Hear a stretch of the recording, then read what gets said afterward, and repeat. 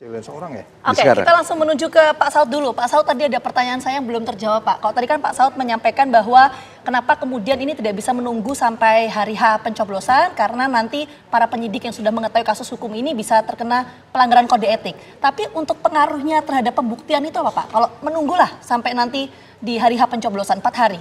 Nature-nya OTT itu pertama itu sudden, kejadiannya sesaat dan seterusnya. Dan kemudian berikutnya adalah bagaimana kita bisa mengamankan supaya penyidikan berikutnya dilakukan dengan baik. Itu kaitannya dengan barang bukti dan seterusnya.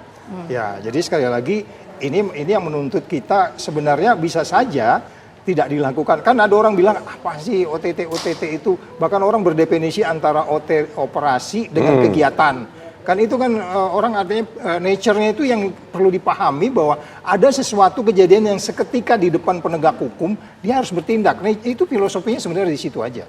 Ya. Baik, kita ke Pak Judri. Pak Judri, ini kan publik ingin tahu. Pertanyaan yang sama, bahkan kuasa hukum atau tim hukum dari Gubernur Petahana Bengkulu juga protes di hal yang sama. Kenapa di masa tenang ini tidak menunggu sampai pencoblosan? Sesudah kali ya. Ya, atau sesudah pencoblosan penetapan tersangka dari... Mesti dipahami ya, tertangkap tangan itu adalah suatu kegiatan atau tindak pidana khusus yang tidak seperti biasa itu. Karena kan biasanya orang tahu tindak pidana itu dilaporkan setelah kejadian. Ya kan perlu saksi, perlu saudara gini. Tetapi ini adalah diketahui pada saat dia melakukan ini. Nah, sekarang katakan misalnya ini orang di operasi tangkap tangan tapi ditetapkannya kemudian. Sekarang masalahnya barang buktinya itu apa statusnya? Karena penyitaan barang bukti itu adalah upaya paksa di dalam prosedur penyidikan. Nah, tidak mungkin ada penyitaan ya tanpa ada penetapan tersangka.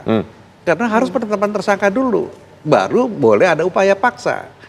Nah sekarang kalau misalnya diambil, disita, yang salah kan KPK-nya, dianggap merampas gitu loh. Nah jadi publik ini juga mesti memahami bahwa OTT ini bukan cara pengungkapan suatu tindak pidana yang biasa.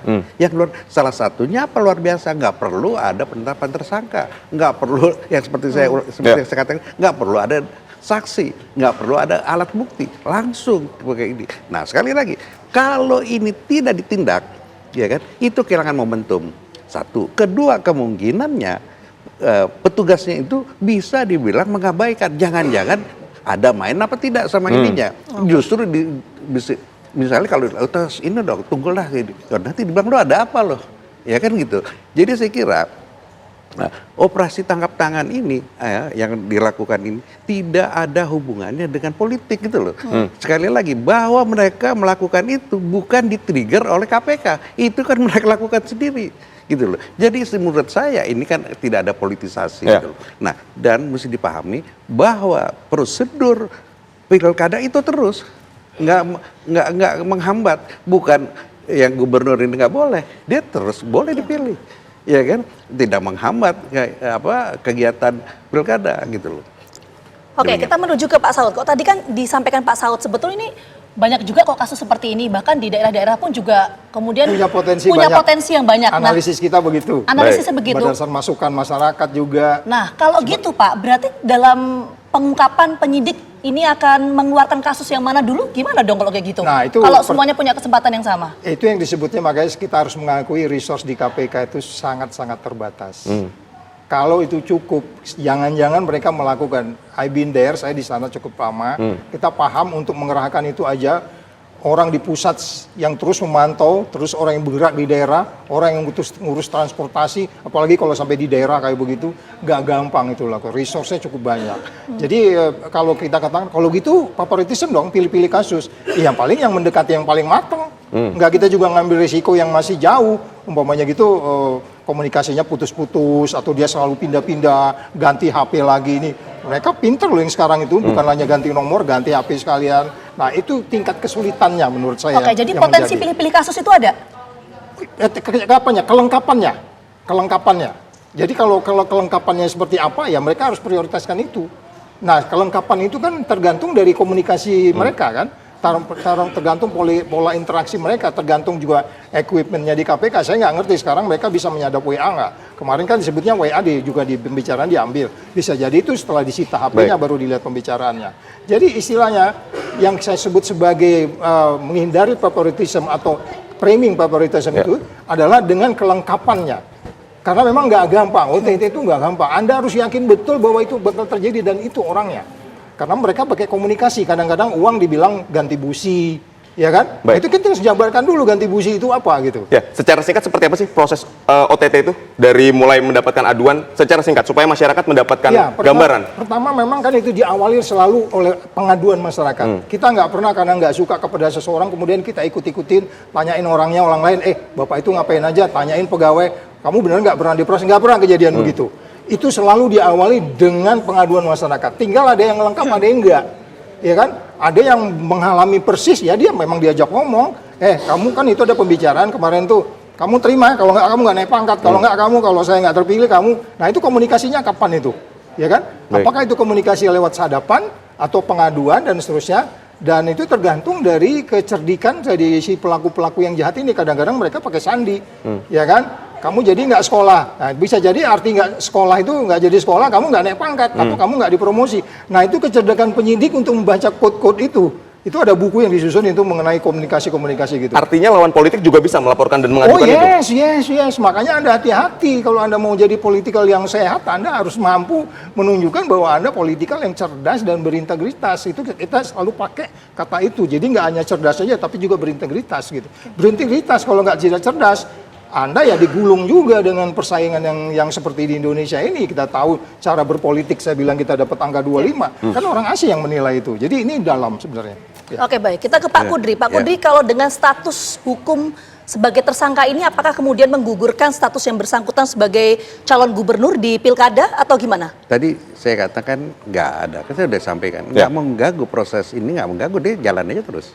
Ya boleh, kan ini apalagi tinggal 1 hari di masa tenang. Ya dia kan nggak ada kampanye. Kecuali dia masih kampanye, mungkin dia rugi tidak berkampanye kan. Tapi ini kan tinggal 1 hari, ya tinggal dia kan boleh dipilih, bukan digugurkan, dia kan nggak digugurkan dalam calon. KPU Pak ya. Nah, jadi sekali lagi OTT itu momentum. Oke. Kalau momentum itu nggak diambil, sulit untuk pembuktiannya.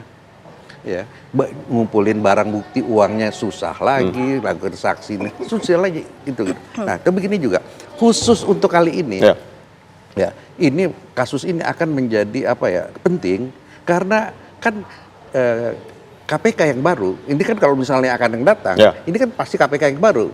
Karena KPK yang baru ini masih dianggap bermasalah. Karena prosesnya itu tidak sesuai dengan putusan Mahkamah Konstitusi. Dan ini saya kira bisa kekosongan hukum Pak Saud. Ya kan? Karena by law ya ini nggak sah. Yang sekarang ini, Pak. Yang baru dipilih. Karena udah jelas dikatakan oleh putusan Mahkamah Konstitusi, proses seleksi sampai pemilihan itu dipilih oleh presiden terpilih pemilu 2024. Itu kan jelas, nggak perlu penafsiran. Nah ini saya bilang bermasalah dan kalau kasus ini dibiarin bisa bebas dia malah. Baik, Mas Saud, apakah ini berarti KPK ini juga sedang ngegas nih sama seperti Kejagung dalam pemberantasan korupsi? Kan kita lihat 5 tahun ke belakang KPK ini kurang tajinya lah. Saya mengerti orang-orang yang pernah bekerja dengan saya. Tentu mereka boleh dibilang bisa jadi jangan-jangan mereka ini malah makin kenceng karena di-trigger yang kemarin tepuk-tepuk nggak boleh OTT itu kan. Mereka di-trigger, woi enggak ada itu begitu. Jadi itu inilah analisis saya. Tetapi kalau kita mau lihat bahwa bagaimana sebenarnya kita bisa meningkatkan apa yang disebut sebagai demokrasi yang kemudian bermartabat, politik yang cerdas, politik yang berintegritas. Ini kan nggak gampang untuk dilaksanakan kalau kita hanya menyerahkan kepada calon. Oleh sebab itu, partai politik juga harus melakukan seleksi yang baik. Beberapa partai politik mereka melakukan seleksi yang kuat, psikotes dan terusnya.